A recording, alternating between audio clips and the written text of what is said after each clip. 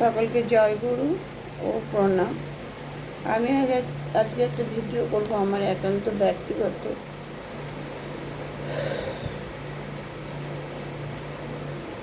ব্যক্তিগত সমস্যা নিয়ে। জানি না মুখ্যমন্ত্রী শুভেন্দুবাবুর নিকট বা আমাদের প্রধানমন্ত্রীর নিকট পৌঁছাবে কি না। পরম দয়ালের আশীর্বাদ নিয়ে আজ আমি এই ভিডিওটা শুরু করব। আমার একটা অনুরোধ সকলের কাছে, ভিডিওটা একটু বেশি বেশি করে সকলে শেয়ার করে দেবেন। আমার এক বিধবা মায়ের বিনীত নিবেদন প্রধানমন্ত্রী ও বর্তমান মুখ্যমন্ত্রী আমার শুভেন্দুবাবুর কাছে।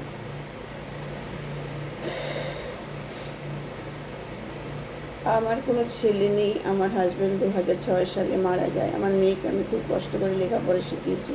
ওর পড়াশোনা ভীষণ ভালো ছিল। ও স্কুল থেকে ফার্স্ট হয়েছিল। তারপরে বিধাননগর কলেজ থেকে ইংলিশ অনার্স নিয়ে পাশ করে।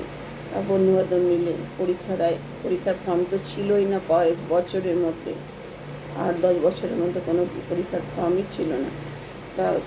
তখন ওই কেন্দ্র সরকারের আন্ডারে সাব ইন্সপেক্টর পদে পরীক্ষা দেয় 7-8 জন বন্ধুবান্ধব মিলে। তার মধ্যে ও চাকরিটা হয়ে যায়। মানে খুব পড়াশোনা করতাম, খুব গ্রুপ স্টাডি করতো।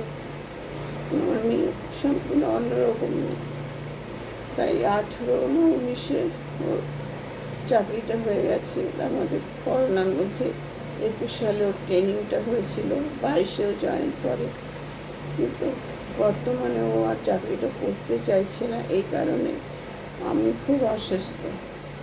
আমাকে মাঝে মধ্যেই ভর্তি হতে হয়। আমার মাঝে মধ্যে অসুস্থ হয়ে পড়ি, নার্সিংহোমে ভর্তি করতে হয়। আমাকে দেখাশোনার কেউ নেই। ও আমার জন্য চাকরিটা করতে চাইছে না। আর ওয়েস্ট বেঙ্গলে কোনো ফর্মও নেই। ফর্ম থাকলে মনে হয় আর একটা চাকরি ওর হয়েও যেত। ভীষণ ভালো পড়াশোনায় ছিল।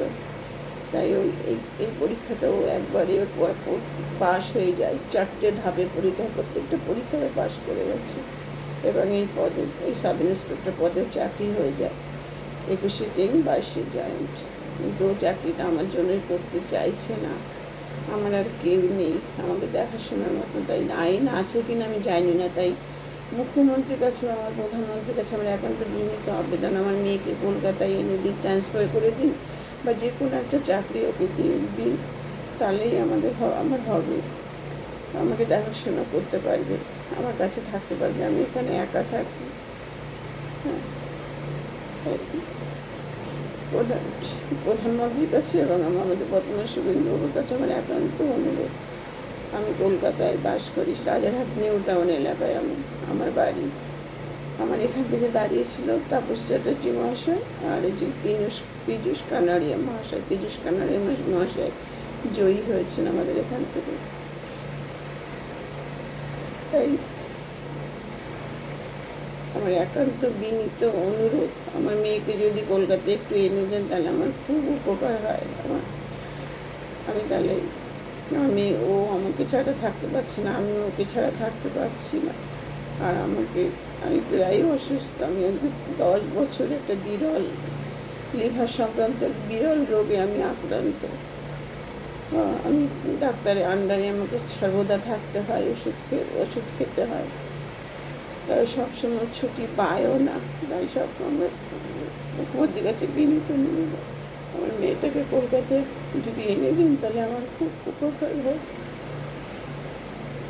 আর ভিডিওটা আপনারা যার কাছে যাবে একটু বেশি বেশি করে শেয়ার করে দিন। নমস্কার সবাইকে।